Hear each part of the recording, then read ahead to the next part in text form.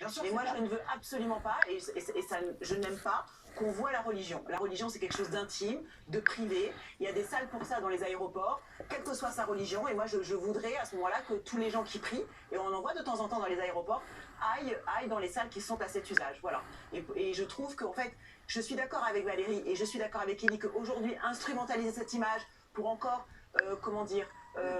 jeter une sorte d'image un peu dégradante ou négative sur telle ou telle communauté, ça me déplaît, mais je ne veux pas qu'on prie dans un aéroport. Voilà, quelle que soit la religion.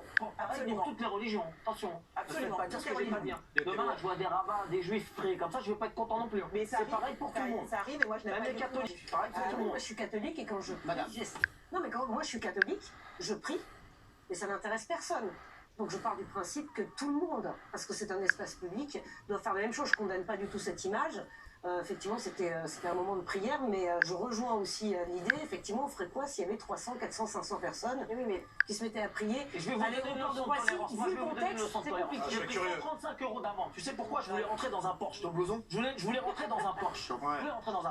J'ai dit au mec, tu peux avancer ton camion parce que je rentre dans un Porsche. Son collègue, il est descendu. Il m'a dit, il peut pas bouger parce qu'il fait la prière. Il était au volant de son camion. J'ai dit, d'accord, pas de problème. Il est au volant de son camion, il fait sa prière. Ça va durer 5 minutes. T'es d'accord avec moi ou pas? Il peut pas bouger son camion, il est en train de faire la prière. J'ai pris la vidéosurveillance, 135 €. Je m'en fous des 135 €. Il a fait la prière, il est en paix, il travaille, il a fait sa prière, il est en paix. Il n'y a pas de souci. J'ai pris. Me faites pas dire des trucs que je n'ai pas dit. Moi, je te fais pas dire des trucs, c'est toi qui t'énerves tout seul. Mais c'est moi qui t'énerve tout seul. Mais non, mais t'étais pas là. Mais c'est pas la première émission où on pose des questions et les gens disent oui, mais. Mais c'est vrai parce que j'ai écouté les mecs. Non, mais c'est vrai que. Non, vous me mettez dans le merdier, là, j'ai rien dit. Si, parce que ce soir. Même quand tu dis rien,